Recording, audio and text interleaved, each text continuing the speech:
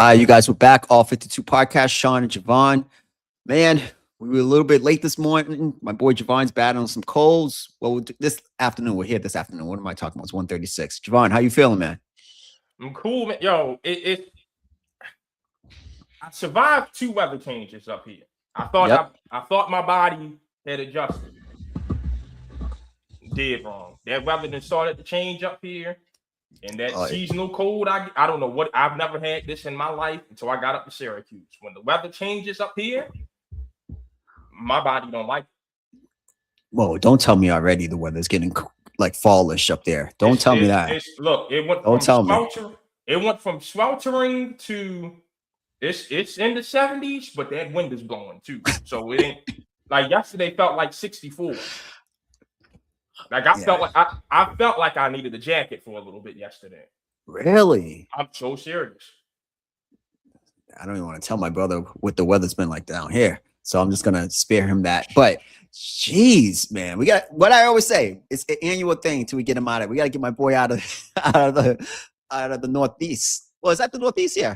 Yeah, Northeast, no, yeah, it's yeah, the yeah, yeah. Northeast, all right. It's Northeast, yeah. Syracuse, yeah, yeah. It's the The issue Northeast. is it's the very west of the Northeast. So like we get the Great Lake weather effects too. Oof. It ain't fun, bro. It ain't And fun at it all. is not sweet at all. Jeez. All right, well, Sean, what we getting into today?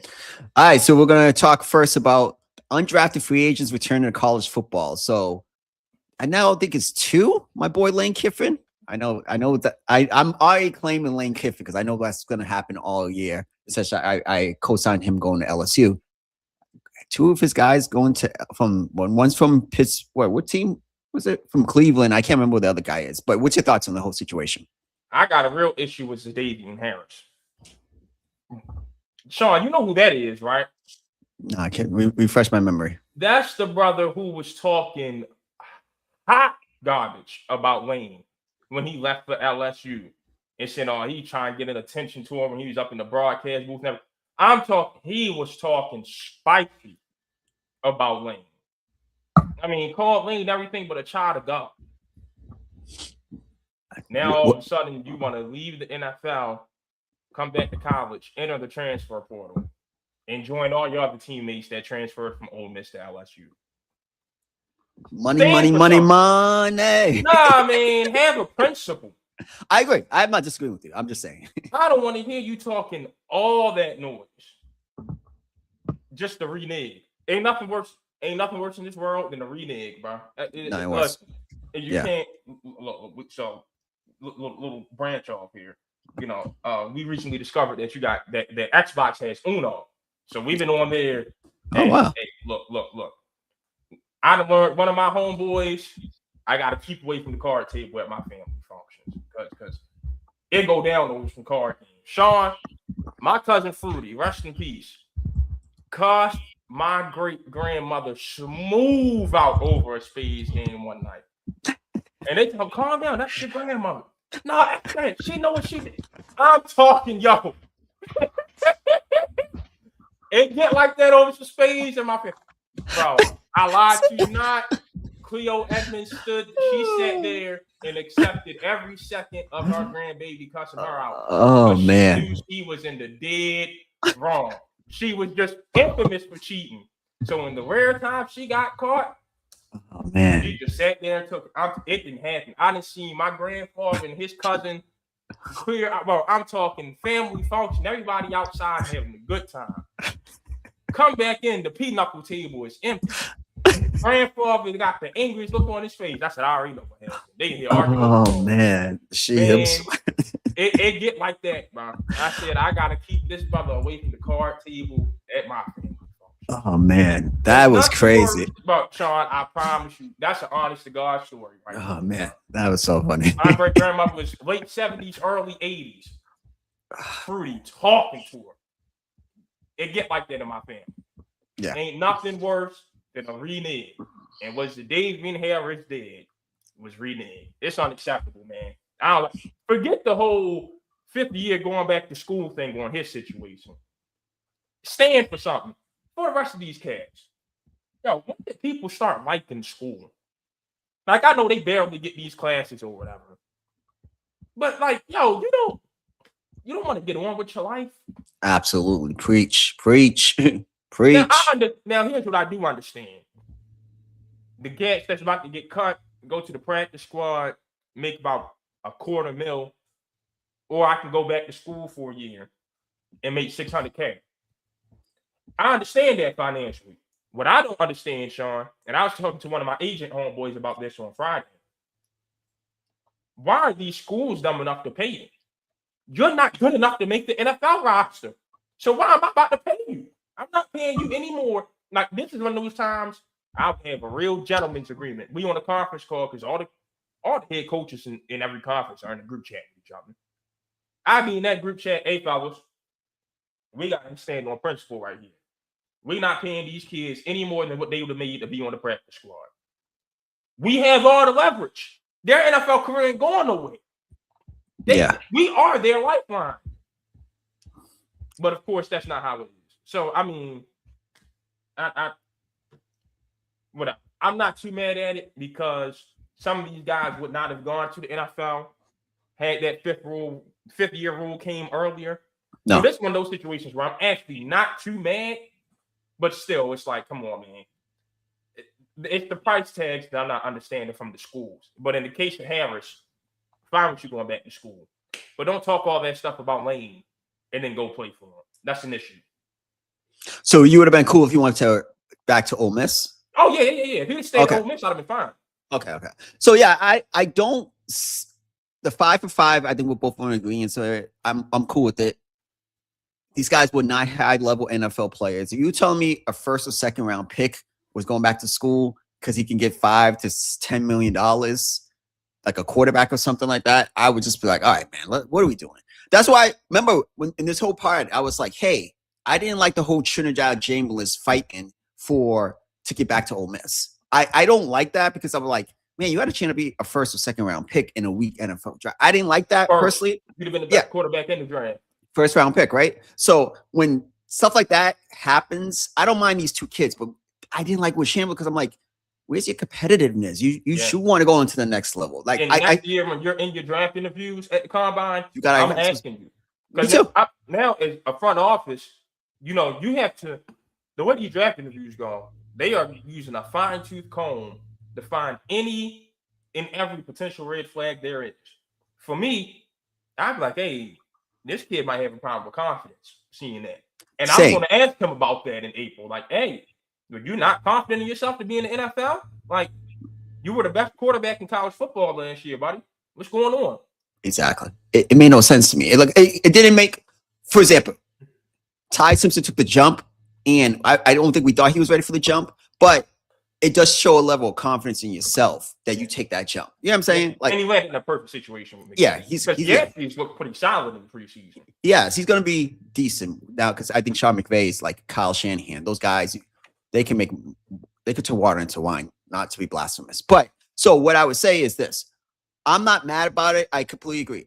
I didn't think about it from the money perspective, but if you think about it, Javon, if LSU is not going to pay them that, Ohio State, the Big Ten is not going to do it, but Georgia, they would have got the money from somewhere else. Well, so that's Sankey, already said, no, this is becoming an SEC rule. We're not bringing guys back from the pros. And the Big Ten's about to follow suit, and the ACC is probably about to follow suit. I think the only power conference that's about to let it happen is the Big 12 because they're trying to get themselves back up that conversation with the SEC and the Big Ten. Which I get that. I'm not mad at the kids going to school. They're not high level NFL players. Maybe they improve and get their draft stock higher this year. Cool. I just don't. The money thing, I have to give you that credit. I didn't think about that. I'm like, I would probably just pay them what they would have made if they were on the practice squad. Yeah, seriously. Why would I pay you more? You have no leverage.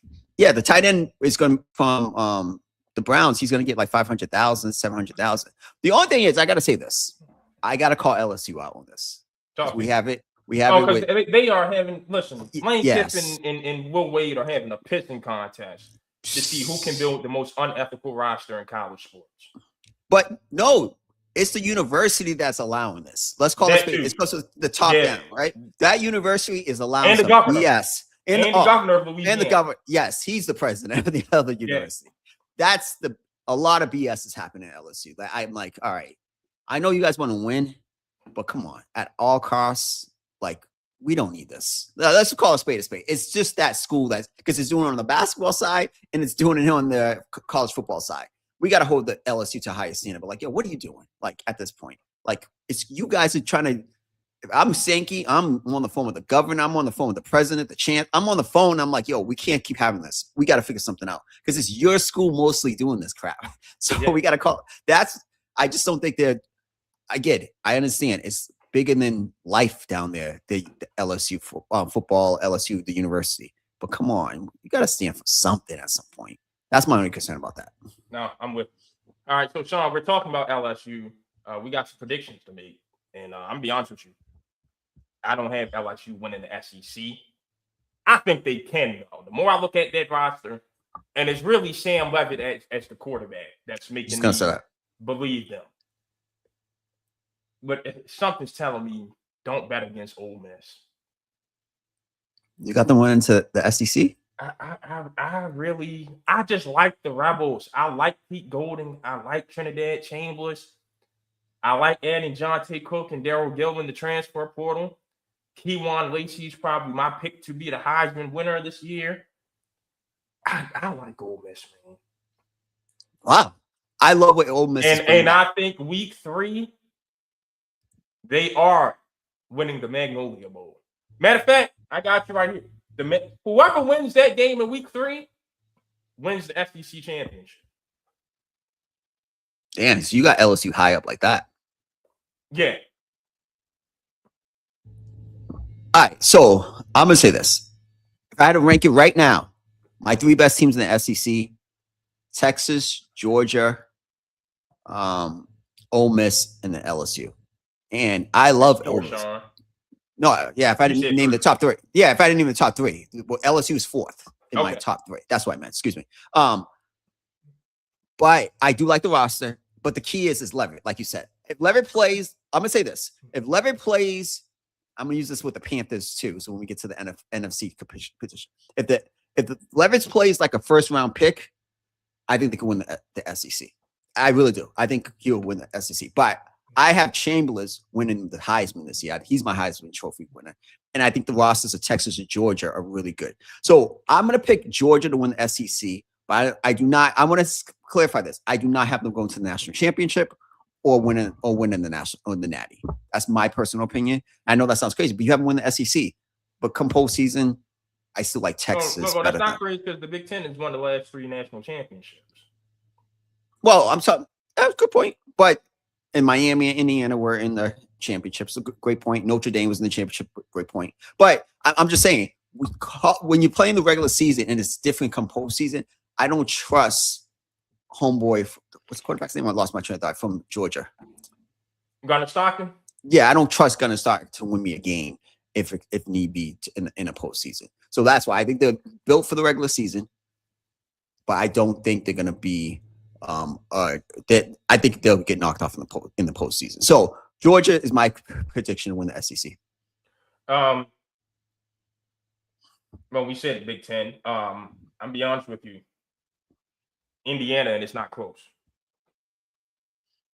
You love Hoover like that? I like Ohio State this year. I think that'll be the Big Ten championship game. But Indiana, I've got no doubts. So I'm going to say, let me first, I won't say not close. I'll say I have no doubts. Oregon will finish number 3 today. Yeah. Which, by the way, I hate saying that, by the way.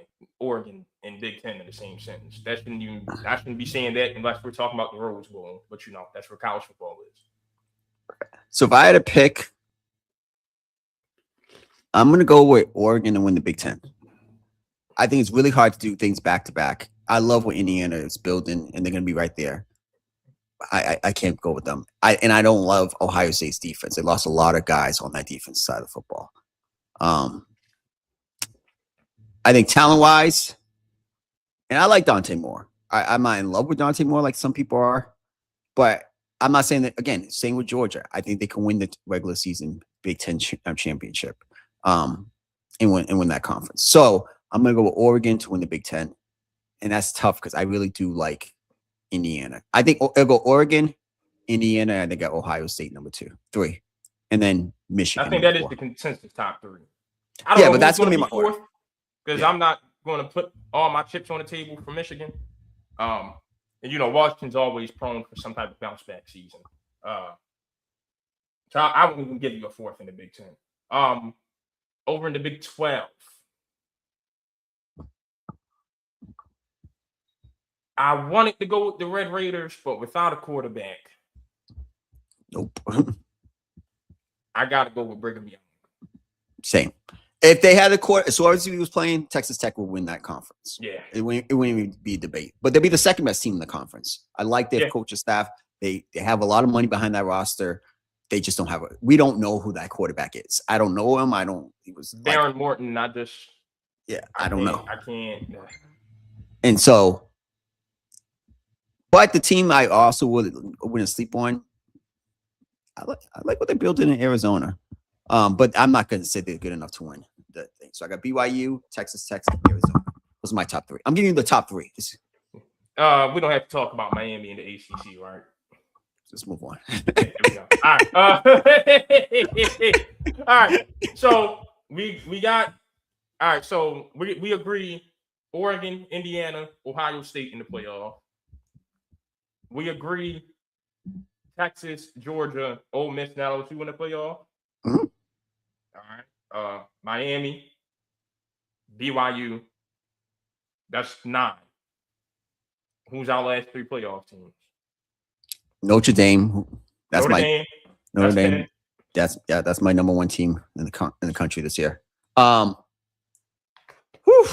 Last 2. I'm throwing Mike Elko's boys in there.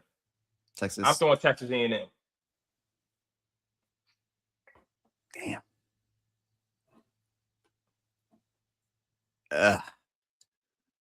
Am I too? Nah, I can't put Michigan in there. I really like the quarterback. Yeah, I'm too high. All right, that's all you gotta say.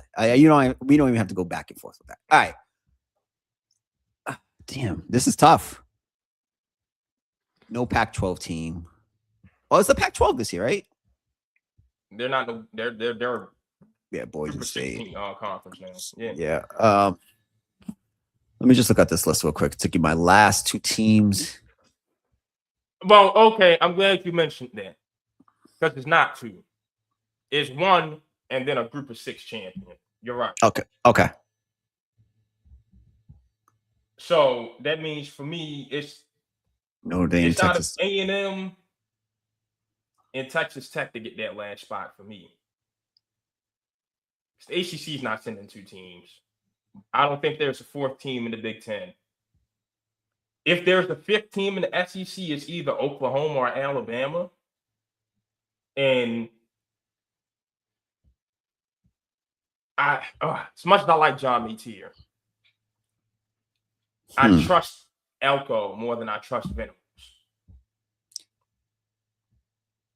Yeah, I'm looking at it right now. Tech will be up in that conversation, and they'll be the last team on that bubble. Yeah. I can't. I'm looking at it. Look at this list. I'm gonna just throw out there just so I can say, hey, hindsight's 2020. I do like Michigan this year. So I would put them not into that, but they might be a bowl team at some point. They'll get a good bowl game. Okay, yeah. So I'm gonna put Michigan there, but I can't put them over A&M and Tech. I agree with you 100%. I can't put over them, but I think they'll be in the conversation at some point. All right. So who's winning? Who's getting that G6 bid? So we got Sunbelt Billy and James Madison. We got Dan Mullen's UNLV team, who, by the way, Saturday, this is probably the G6 championship right here. UNLV Memphis at 10 o'clock on Saturday. Matter of fact, this is probably the best week 0 we've had. So you got Carolina and TCU. Mm-hmm. Got Virginia and NC State. I think Stanford's on upset watch with Hawaii. And we have Memphis and UNLV. It's actually, for week 0, that's pretty good. That's not bad. It's something to watch. Yeah, and it's 4 different time slots. So, thank you, college football. And I will, I'm not going Boise this year. I would go I like Memphis. Memphis, but I think UNLV gets it this year. I think Dan Mullen gets it done this year.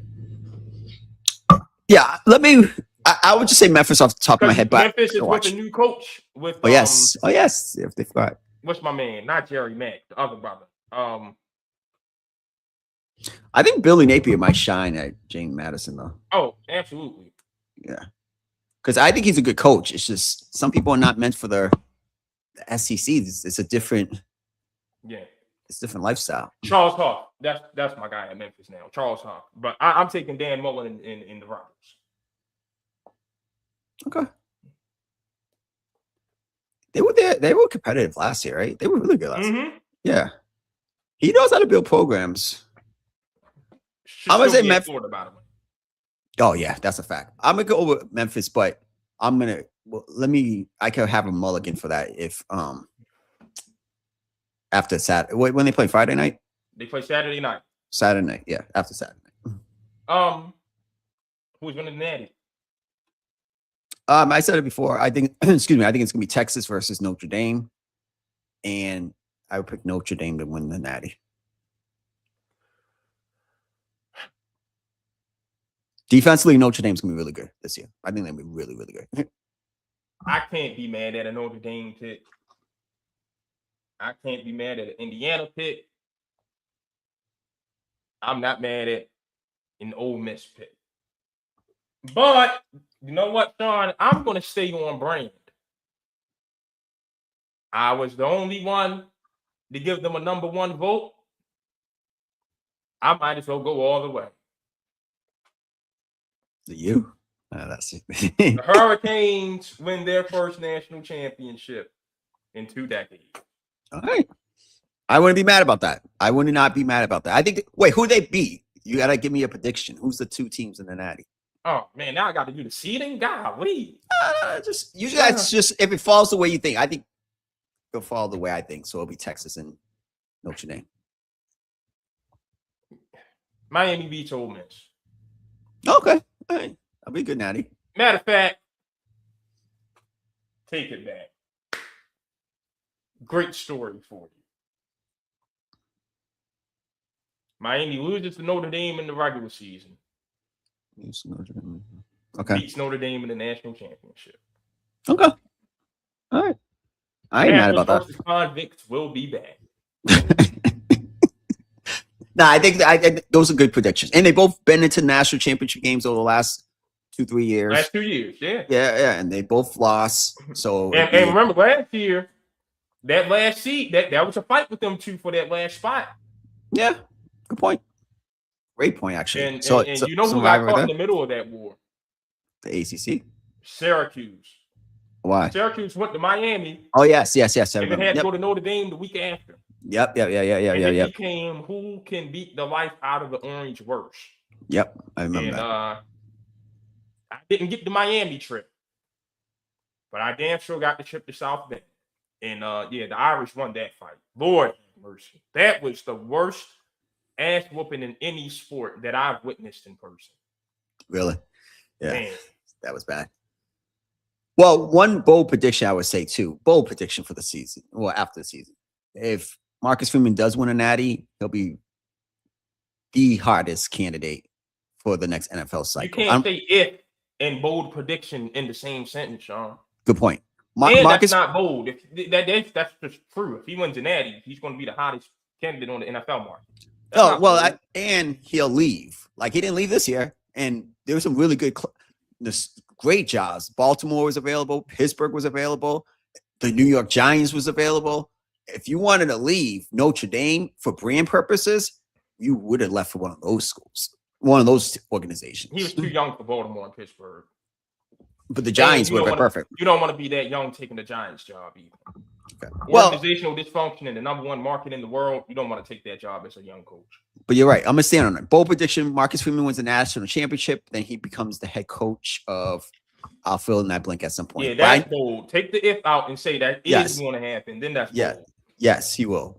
Indianapolis Colts is off the top of my head. I could just think about because they're going to be, I don't think they're going to be good. But we'll see. Who's winning the Heisman? You said Chamberlain earlier, man. Chamberlain, yeah, Trinidad wins the Heisman, and he'll be a top. I don't think he goes before Moore or Arch, but I think he'll be middle to late. He'll be the best one out of those three, though. Listen, oh no, let me add another book. CJ Carr, put some respect on his name. He'll be in that conversation for the number 1 pick with Dante Moore and Archman as well. I like CJ. I love CJ. Year, don't he? Before he can come out, I think he can come out this year, but I'll look it up. But he's going to be really good. I think he's really, really good because he could process. I like him a lot. Let me see. He got Steve Angeli kicked out of Notre Dame. He's 21. He's a top prospect for the 2027 NFL draft. Yep. All right. So there'll be a 3-way battle, not a 2-way battle. All right. I'm going to go T1 Lacey for Heisman. Sean, I got a question for you now.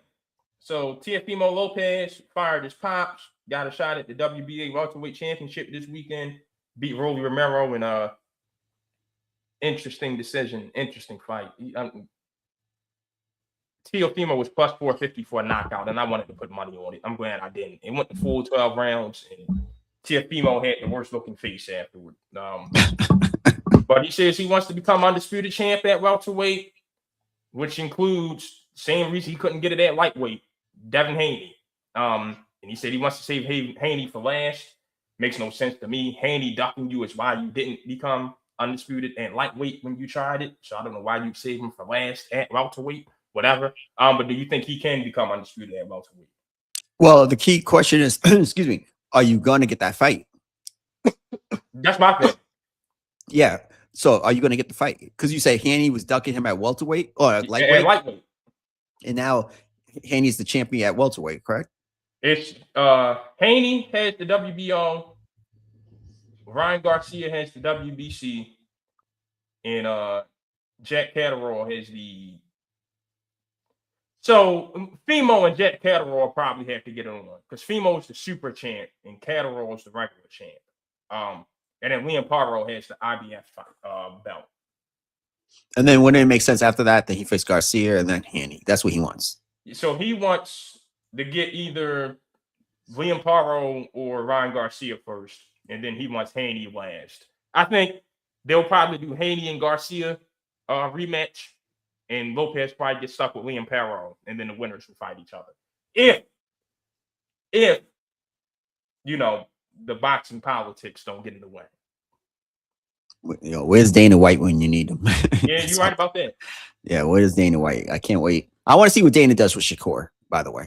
I want to see what he does with Shakur Stevenson before I just bestow Dana on the savior of boxing or something like that. But it's a good opportunity because I think Shakur can fight. No, Garcia's got to hold on his belt this weekend, either this weekend or next weekend. Oh, this weekend? Yeah, he's got damn, who does he have coming up? Is it Conor Ben?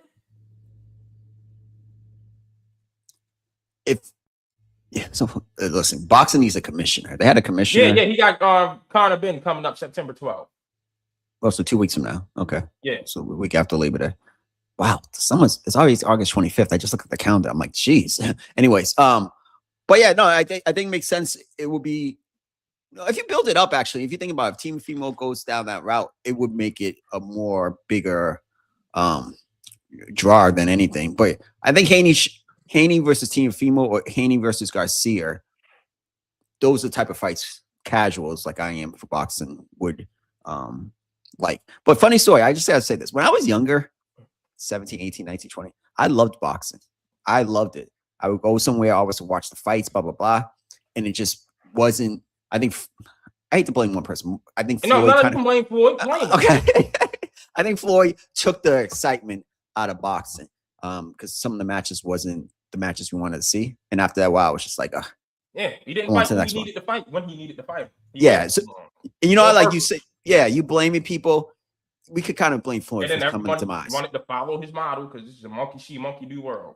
Exactly. And he was making most money and he was undefeated. So people like, I'm going to follow it. So I think Floyd was, for me, I was like, I don't watch this anymore. Stop watching those type of fights. Yeah. I'm going to say no. Because there's too many if factors here. Number one, I don't think it's guaranteed that he beats Liam Paro. Number one. And number two, I don't trust Haney. Let's say he does beat Garcia in a rematch, which I actually don't think is going to happen. I don't trust Haney to make that fight. Scared? And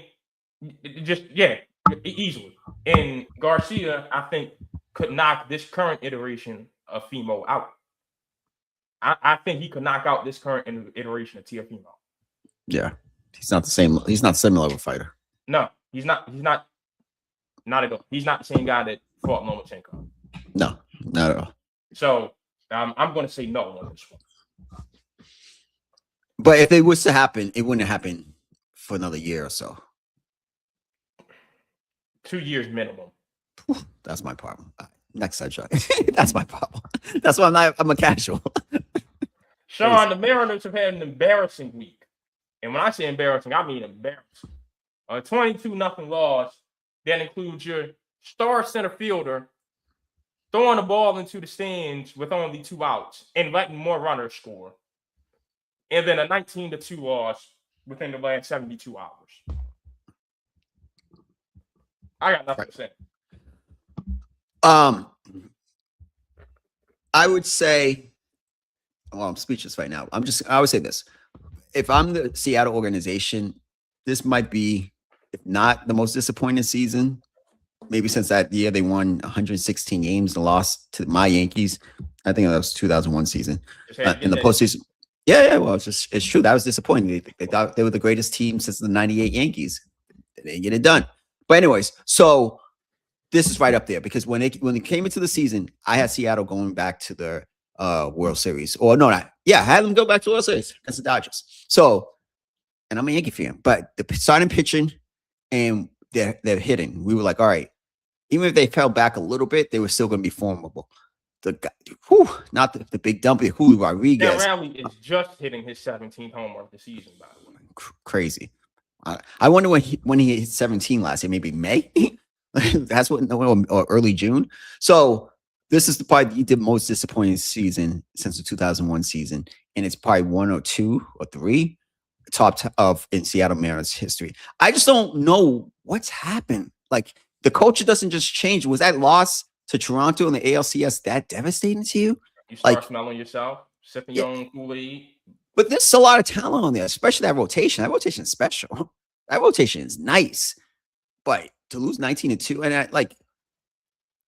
I have to call out a few people. Julio Rodriguez, Fernando Tatis Jr. The potential and the hype about those guys has never. It hasn't. Tatis has come around this second half of the season.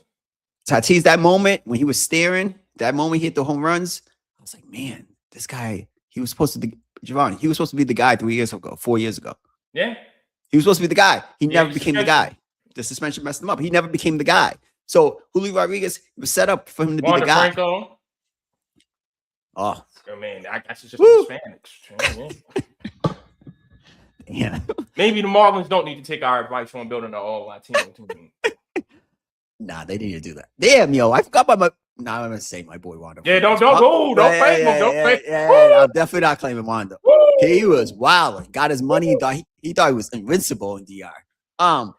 Yeah. So but Tatis Jr., Julio Rodriguez. Maybe I'm missing someone else, but when you're anointed by the team, by the media, you just won the automatically they want to enhance you. Go ahead. And it's because you can't stay healthy. I put Ronald Acuna in that conversation. Ooh, yo. You won't get. I thought Ronald Acuna after that year, what was it? 50-40? Mm-hmm. Woo! I was like, yo, this guy is gonna be right there for MVPs. I thought he was being the best player, definitely at least in the National League. I agree with you. You won't get any disagreements from me. You know who's like my all-time guy who never lived up to the hype because the hype was too big? Not Bryce Harper. Steven Strasburg. I thought he was good. I thought he was going to be Clemens, Pedro, Randy Johnson, and he had those moments with the injuries. The folks, the brothers down in DC thought the same thing. Exactly. Yeah, I know. I was right up the road for that. Yeah, I think he was like my biggest disappointment. So he's still a solid career, but not a Hall of Famer, not as dominant as we thought. So yeah, it's just what it is. And Paul Skeens, bad year. But Need a shake bag. Exactly. Let's see. But watch this on YouTube if anybody gets a chance, or Twitter or X. Harry Reynolds did an amazing breakdown on Paul Skeen's mechanics. Amazing. Yeah. I was like, wow, this Harold is really does good. A great job. Woo. Him and Mark DeRosa do great jobs at the film breakdown. Woo, that was amazing. I was like, wow. I'm watching. I'm like, that makes a lot of sense to me. Yo, shout out to Harry Reynolds for that. But yeah, I think to the Mariners, a lot of the guys underperforming, and where do they go from here? The only thing I would say for the Seattle, the whole American League, except for the Yankees, Toronto, and the Red Sox, have really Tampa, underperformed. Not Toronto. Excuse me, Tampa. Excuse me.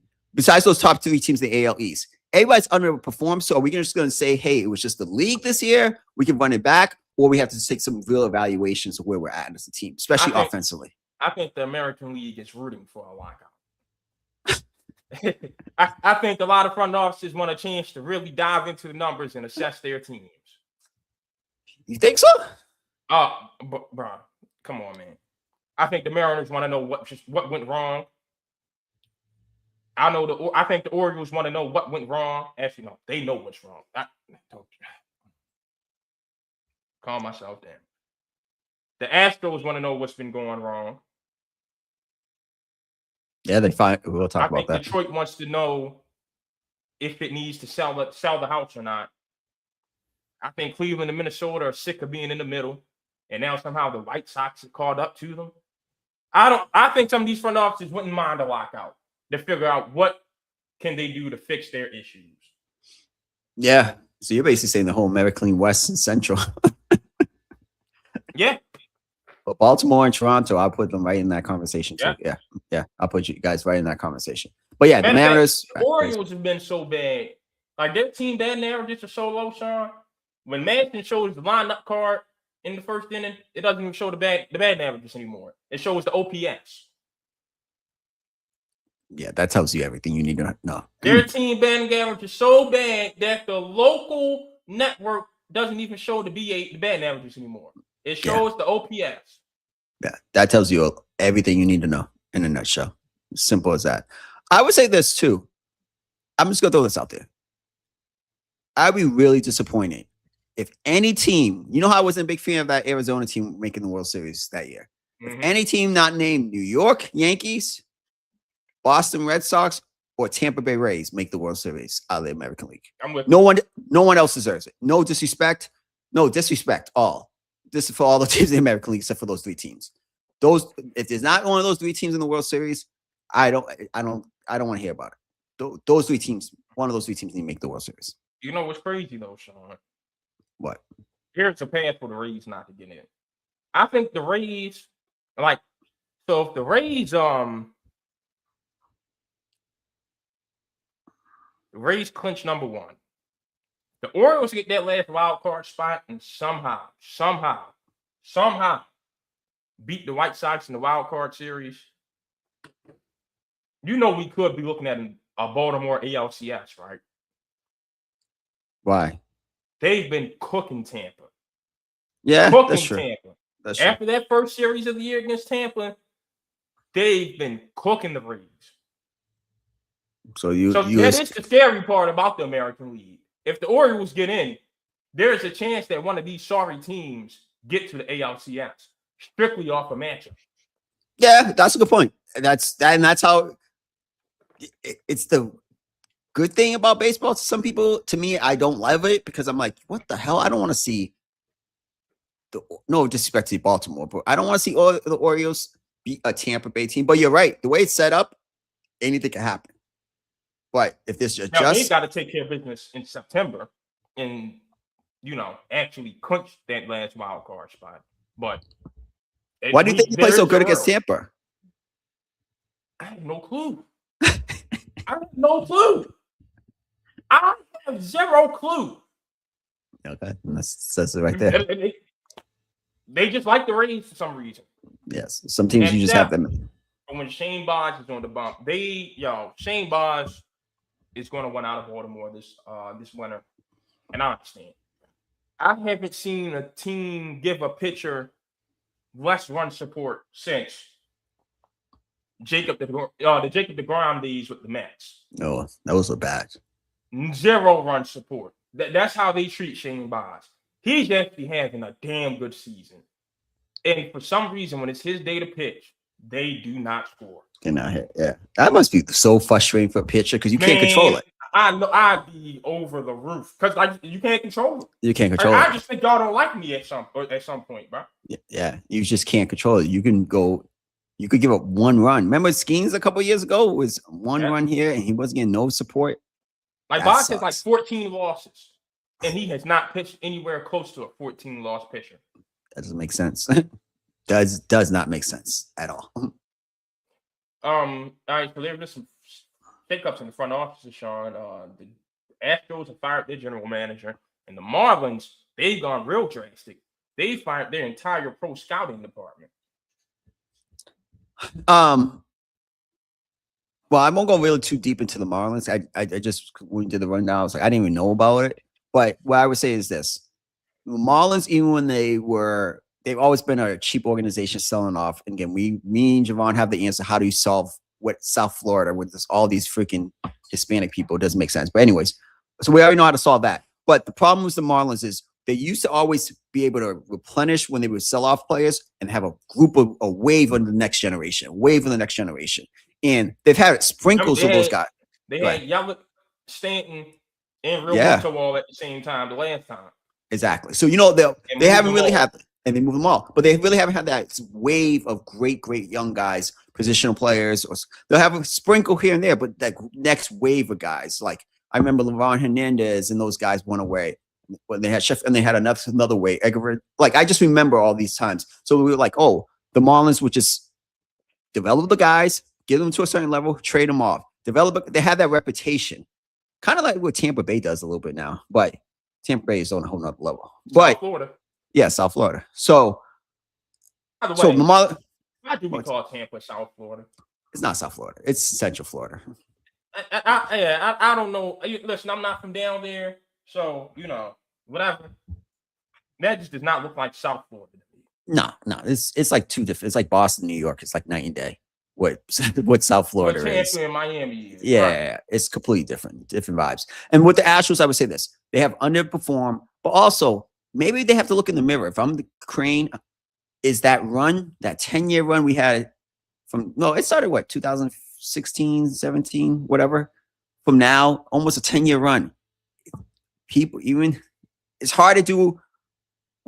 I will shout out the Yankees for this. The Yankees have been competitive for the good amount of my adulthood. We've been competitive. It's really hard to keep a run like that when you don't have an endless bankroll. So if you don't have an endless bankroll, what you have to do is maybe you have to look hard in the mirror, like, hey, do we move some of these guys? Because know what kind of package you would get for Alvarez. that boy's the best hitter in baseball this year. Triple crown. Yeah. Only American League hitter who's been close to him has been Rice. Exactly. So and it hasn't even been close. Benny Rice has been good, but he's not. It's been levels this year. So maybe I think you have to have a real conversation. Is our window closed in the American League? Because I don't, as a Yankee fan, I used to fear the Astros playing the Astros, especially in the postseason. Yeah. I'm like, dang, I don't want to face Houston. I don't have that same fear anymore. I think you're spot on. I think for Houston, the 10-year run is over. Starting to lose guys, and the guys who are still there aren't the same. Mm-hmm. You tried to recapture the magic by bringing Correa home. That hasn't worked whatsoever. Mm-mm. You lost Kyle Tucker. We thought it was going to be devastating, but he stinks for the Dodgers right now. That's your sign that, hey, time just expired. We had a great run. Astro fans will love this group for years. They'll never forget us. But we got to replenish. And you got 2 titles out of it, right? Yeah. Out of the run? Yeah, 2 out of 10 and 2 titles in that run. You're mid, even though Houston's the 4th biggest city, they're run like a mid-market team. Mm-hmm. They're the 4th. You're very successful. You're right behind the Dodgers as the most successful teams in the last 10 years.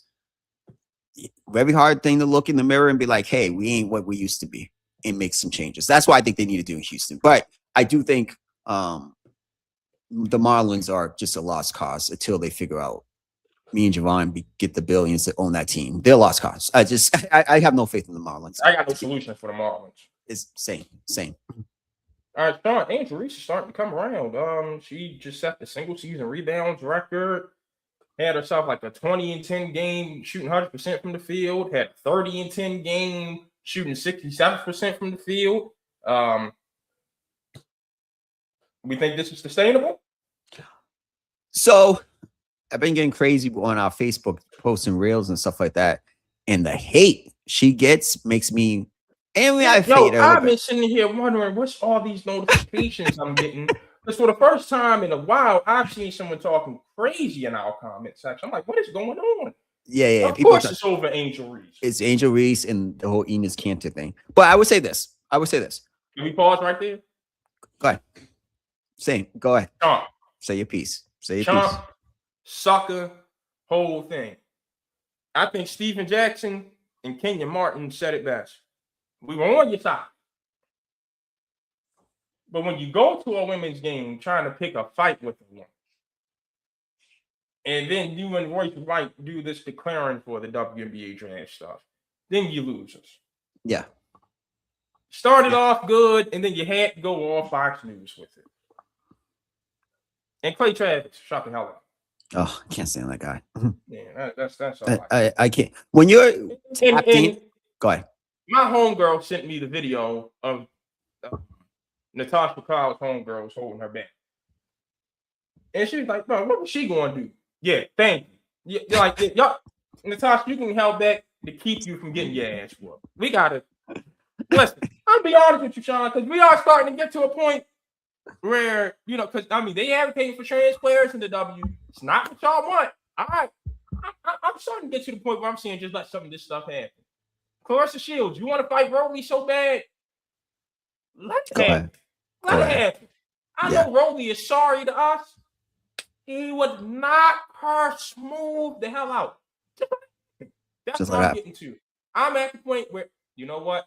Let's just let it happen and remind everyone why there's a separation. Listen. You could advocate for something and not be a clown, right? You could advocate for something, Javon, and not be a clown. I could come on here and when I start advocating and start doing clowner stuff, call me out for it. Enes was a clown. That was clown behavior. I've said it in the chat. People call me out saying all this. I don't care. I'm gonna say what I want. Been a clown for forever. How you gonna call somebody to Paul George or something? You and Paul George are in the same league. Paul George is an NBA MVP candidate. You're a mediocre player. Good year, 11-7. 11-7. Someone was like, he averaged a double-double. I was like, who cares? He was a mediocre player. I watch basketball. He's a mediocre player. Like, and he taps dances for Fox News. Like, he ran to Fox News right after that happened. Yeah, the CIA or the FBI, one of them, threw him a birthday party. Bro, for our federal government to throw a birthday party for a Muslim immigrant, that lets you know he's a new level of coon. Yo, that you a high level snitch giving up a party, high level information up. You giving it up. Pause. Yo, that is great. I didn't even know that. That is crazy. He posted it. I didn't see that. I did not see that. I'm about to look at it.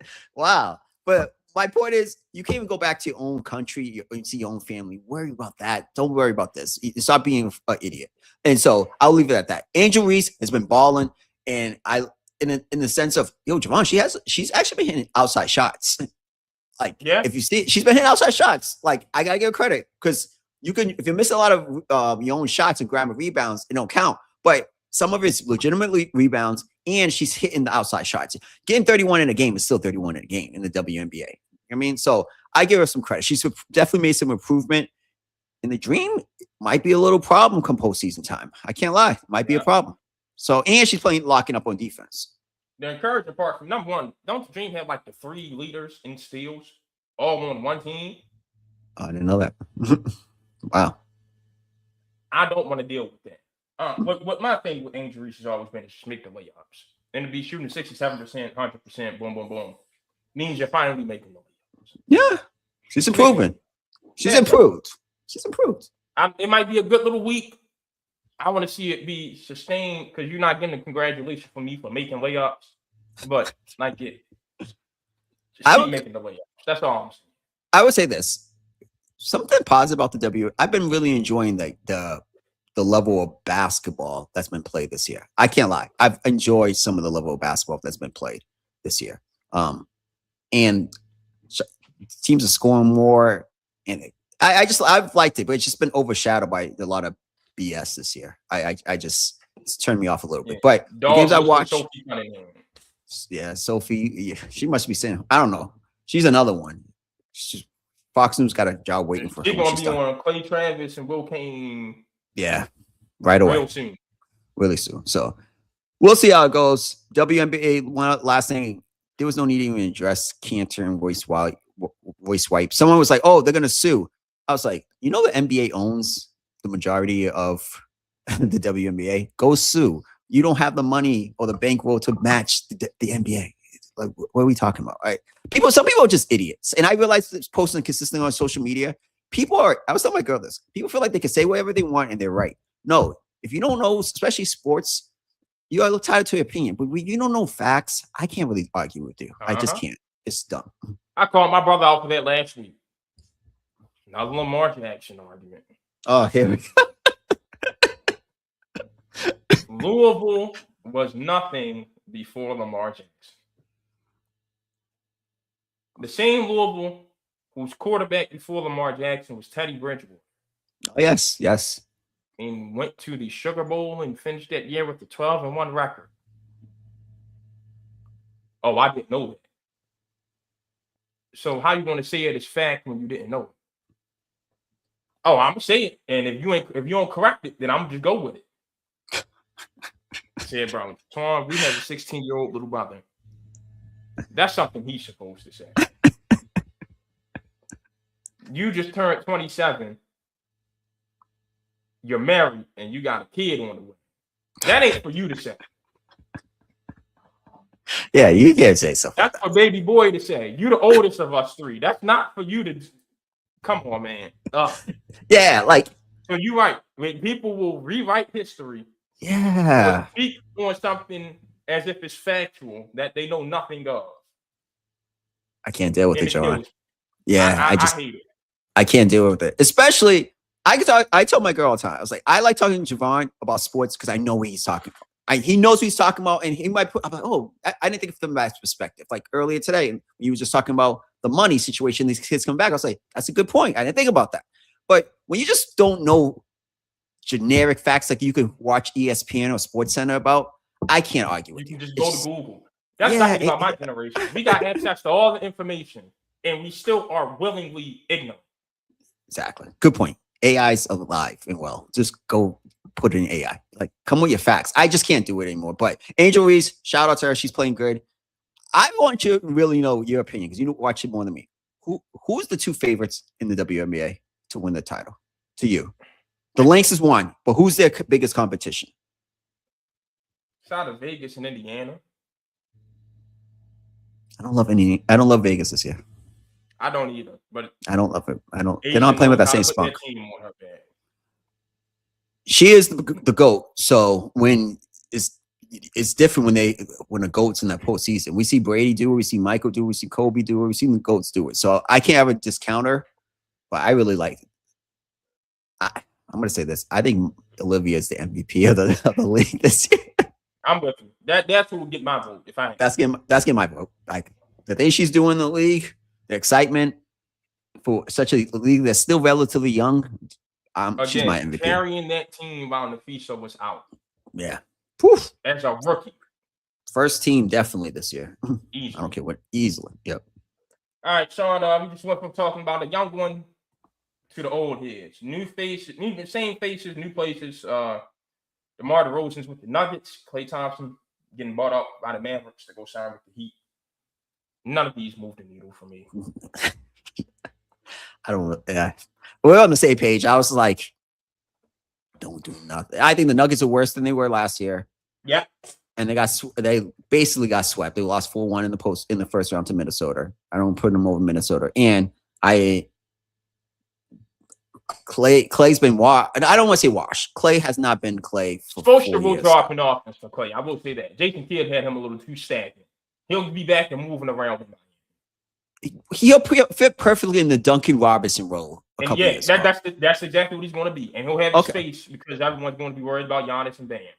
And see, that's why I like to talk to Javon. Now I thought about it. If you have him in the Duncan Robinson role, Duncan had 12 threes a game. He was all over the place.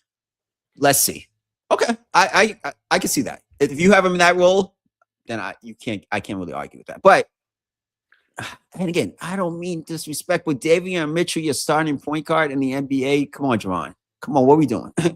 Let's be real. We know basketball. That's a good 6th man off the bench, 7th man. If they had a roster around him, it could work because how annoying he is defensively. But when you have the terrible spacing of Bam and Giannis, and your number one perimeter option is going to be Andrew Wiggins, Davion Mitchell can't be your starting point guard because he doesn't raise your floor. They need a floor raiser in Miami. I have faith in Spo, and I think they're going to be really good defensively. But they will be annoying. Davion, Clay, Wiggins, Bam, and Giannis will be annoying defensively. It's gonna be tough. But the only thing I would say is this: if you told me we're gonna play the style of play in the NBA, like the postseason, I would have Miami in the top 3 in the East. But you have to get through a whole regular season playing how the NBA plays. I don't think it's conducive, and I don't know if I trust Giannis's calf strains like he keeps having over the last couple of years. So that's a 4th or 5th team. Have potential to look like. Remember the Magic in those last few years of Dwight Howard, where they just could not score, but they could lock you down. Like they could win a game by scoring 85 points. Yep. That's never going to happen again in Adam Silver's NBA. But they will be this era's equivalent of that. That's a great analogy. They have to the Heat to be a contender, and this is what I would put on the board if I'm Eric Spoelstra. We have to be top 5 in a lot of defensive categories. We have to be perceived. What I play with OKC. We got to be top 3 in forced turnovers. Yep. Top 3 in points off turnovers. Yep. And top 3 in fast break points if this thing's going to work. You got to get some easy buckets. That's basically what you're saying. And top 5 in wide open 3-point field goal percentage. That is the analytic out there that I actually do like. Can this team make their open shots? You think they're going to have a lot? I'm just saying that's where they need to be. I'm going to collapse. Maybe if you listen, I'm not a Giannis go score and be like, yo, I'm going to guard all these guys. I don't know. We'll have to see. I just don't like that team. And maybe someone said this, they're going to have a lot of money coming off the books next summer or something, or they'll have more money. I don't know. I just don't love the move. I think they put some out of the play-in tournament, but that's it. We're going to see a lot of Bam coming out for Bobby Portis. I'm telling y'all that. You know how bad Detroit struggled to score? They should trade Bam. Bobby Portis can be the starting 4 with Giannis at the 5. We've been saying this for years. And if you want Bobby to guard the 5, Giannis can guard the 4. They work perfectly together. They're going to have to trade Bam and let Bobby become the starter. I'm not opposed to that.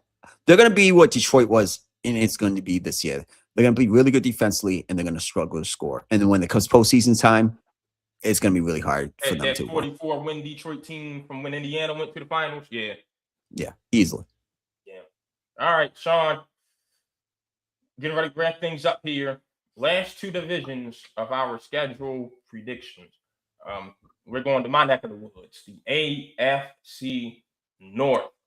Starting with the reigning champion Pittsburgh Steelers, who I think are in for a pretty good season. What do you have them? 11-6.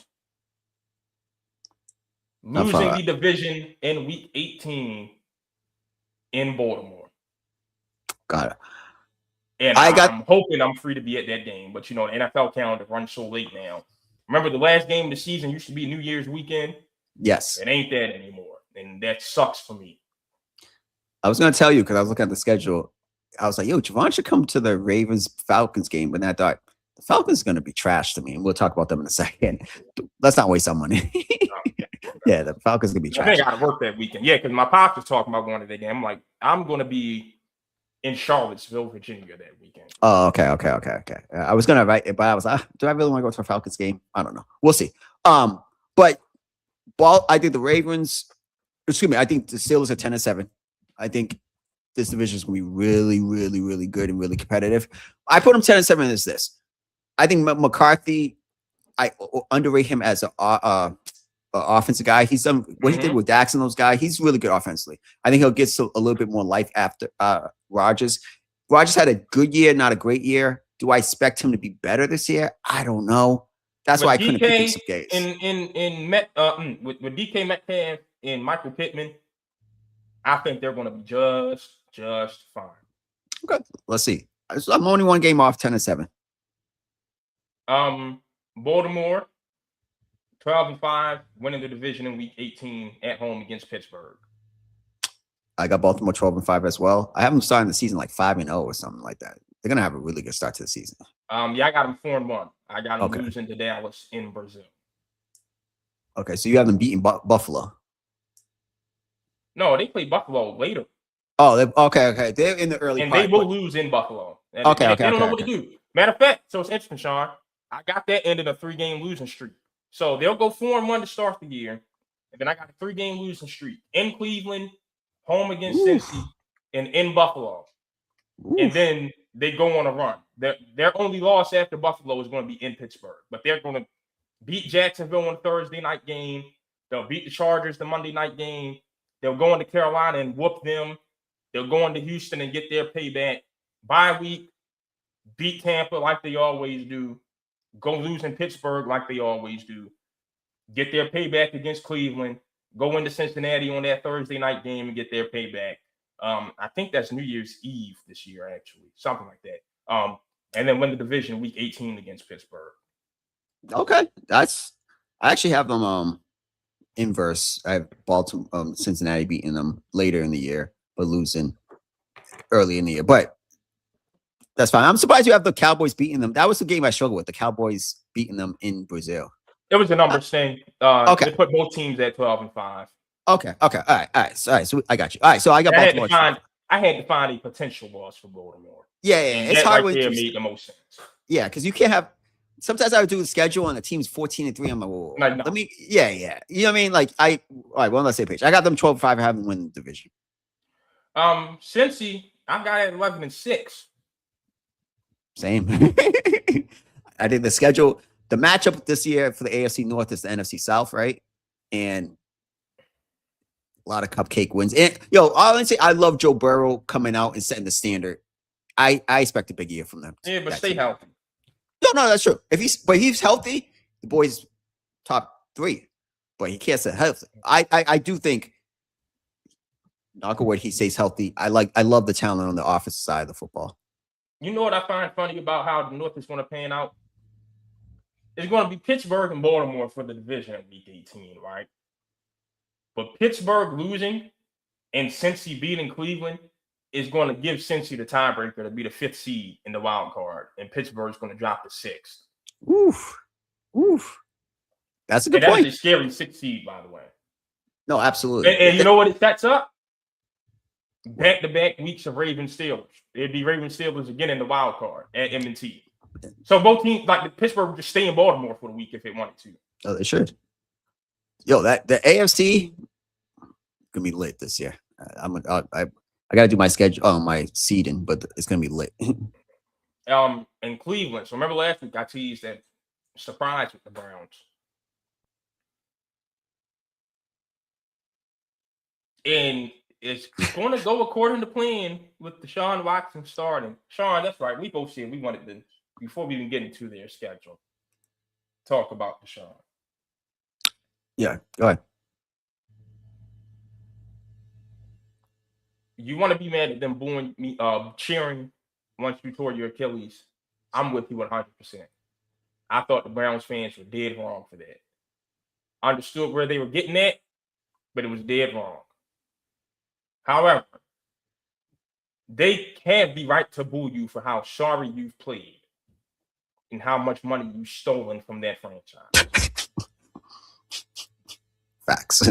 You've been unavailable. When you've been available, you've been sorry. You got the massage parlor scandal and all that stuff. Cleveland Browns fans reserve every right to boo you. And I think Todd Monken said it best. If you don't want to be booed, don't play bad. So that lets you know where he's at with him. And when you listen to his explanation of Deshaun being named the starter, this wasn't Monken's decision. He would have started Shador. This came from the higher ups because they're paying Deshaun Watson all that money this year. Yep. And I think the higher ups. So I saw a report that I can actually believe. The Browns' home opener isn't until week 3. Yep. Why not let Deshaun start those first 2 games on the road? So if he stinks it up, now you got the adrenaline factor of Shador being starter in week 3. And the crowd actually getting to see the guy they want rather than the guy they hate. And not be same old Browns and not show up for the home opener. And it's ironic because it's Travis Hunter, Shador's old teammate, week 1. And Baker Mayfield, the quarterback you should have never let go. Granted, that's the old regime in week 2. They're setting up to end Deshaun's career in these first 2 weeks. Oof. Yeah, when you said that, I was like, damn, that's a real statement. Because they're gonna go 0-2. Yeah. Like, straight up. They're gonna go 0-2. I would say this. I could agree with everything you said. Deshaun, yes, it was classless. Like, you should never cheer for him to be hurt. But the problem is, before you got hurt that game, I think it was against the Cowboys. I watched that game because it was one of Brady's first time announcing, and you were trash. You were garbage. Like, and so again, no excuses for why, but you got to understand our fan base. Mike Trout, Joel Embiid. Who else? I'm gonna forget. Have Anthony stolen Rendon. Anthony. The greatest of all time. Yeah, don't forget Anthony Rendon. Forgot about him. I was thinking about him the other day when I was like, I'm gonna say this on the podcast. These guys, Anthony Rendon, the king stealer. You guys have stolen money. You've stolen generational money from these organizations. So I understand with Cleveland. They're frustrated they haven't had a quarterback. You were supposed to be the guy, and you played 19 games and you've been trash. If he was all right, no, Javon, he's been the worst quarterback that we've probably seen. Those are backup quarterback numbers he's putting up, and you get $230 guaranteed $1 million. So you got to just be able to take it with grain of salt. You play amazing, they're gonna forgive, and they'll probably re-sign you. But if you don't, you'll never be able to go back to Cleveland again like that. So you got to just be like, hey, humble yourself.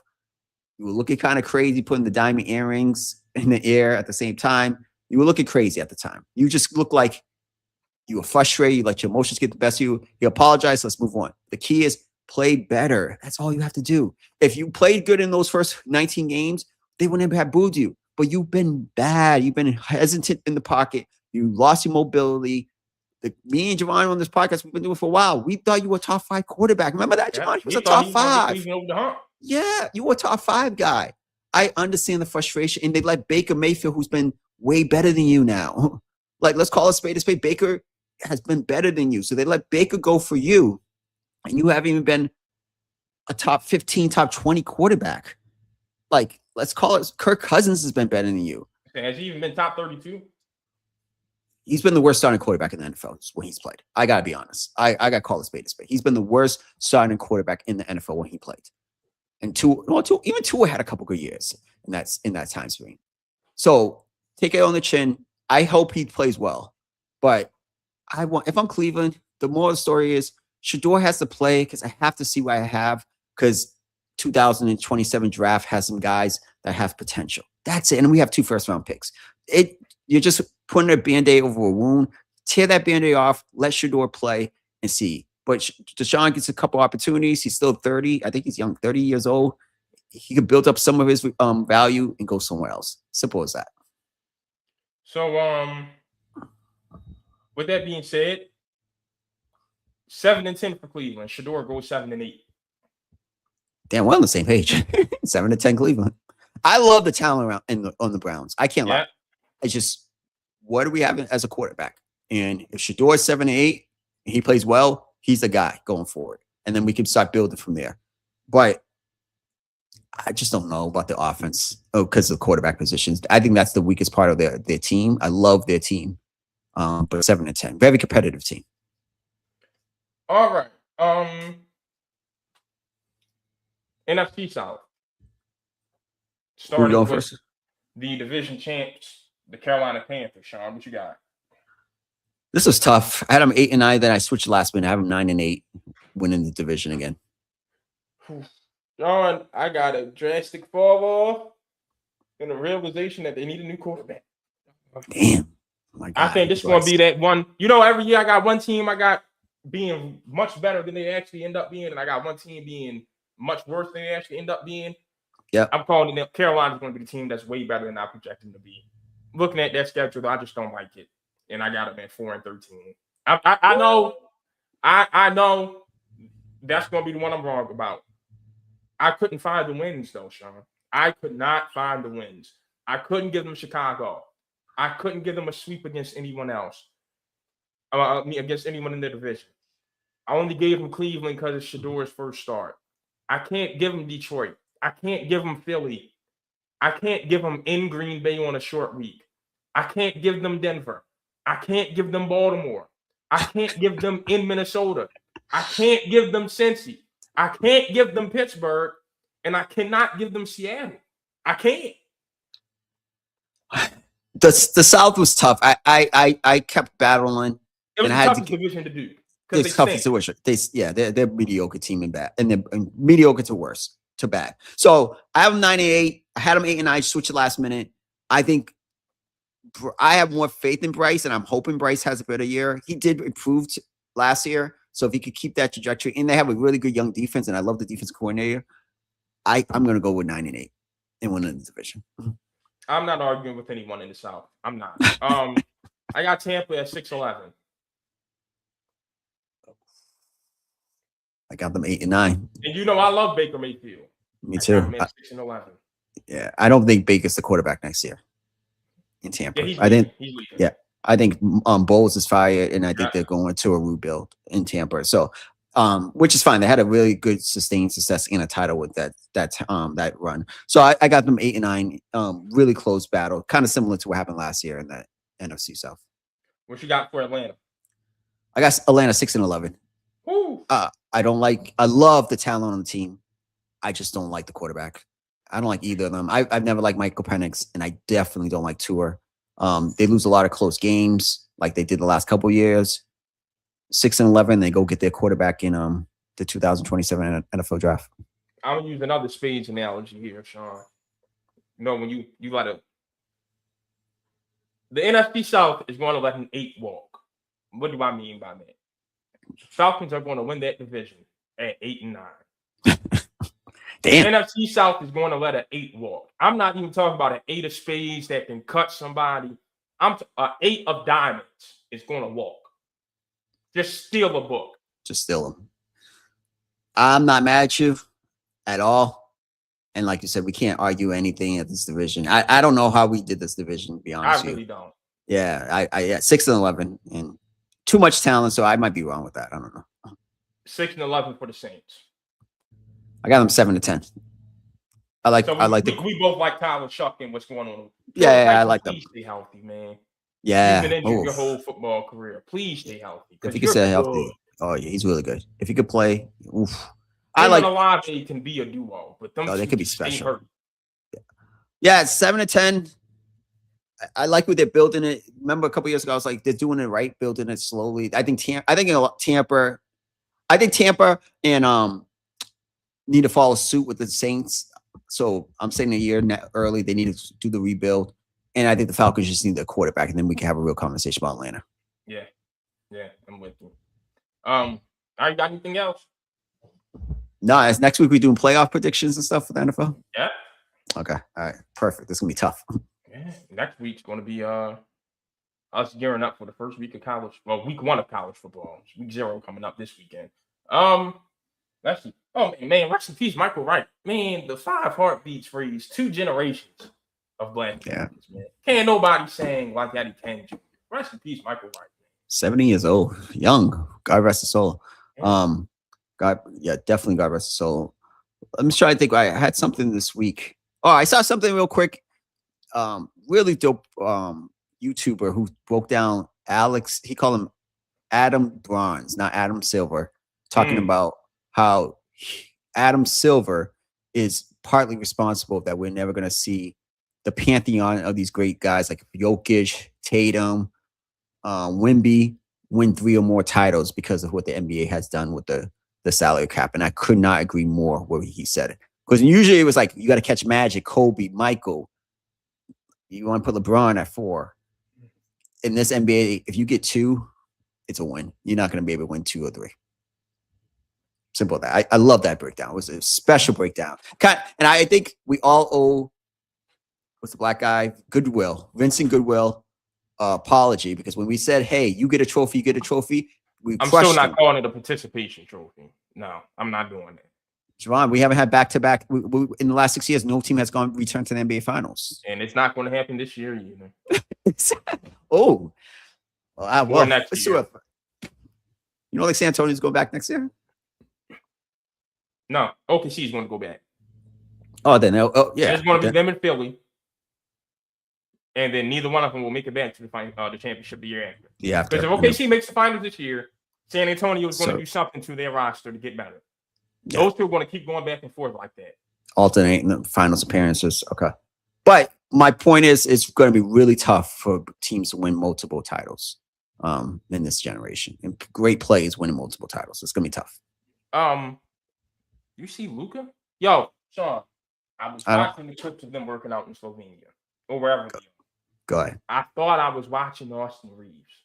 He looked like Austin Reeves with the hair. I thought I was watching Austin Reeves. Yeah. It was Luka. It was. And that is why I stopped eating processed foods.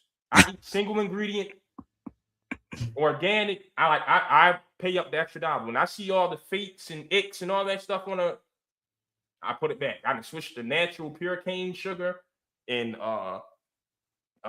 like that natural aloe vera liquid sweetener and all that, and unenriched flour. Like I done switched my diet into getting all the processed stuff out, and you do feel better afterward. Yeah. We got a problem with the U.S. man, because Luka looks like that now, and he's gonna look like a walrus by December. So I'm really starting to realize, I ain't think of him being lazy and not wanting to be in shape. Like, no, like this food is just not good for his body. Yeah. Certain people, just their body's going to fluctuate weight, and Luka's the type of guy. But to get the Austin Reed, like even the flow and the headband, that's really his homeboy, man. That's his buddy. I don't like Blaze, ain't you? I watch the highlights and I'm like, I do not like your Lakers squad at all. I can't front, man. Like, let's see it play out. They're still going to be top 4 or 5 because Luka's that good and they're a good regular season team, but I don't like their team, man. I got to be real with you, man. Sorry. I ain't mad at you. It's going to be a tough year. All right. Well, that's it. We'll be back next week. All right. Adios.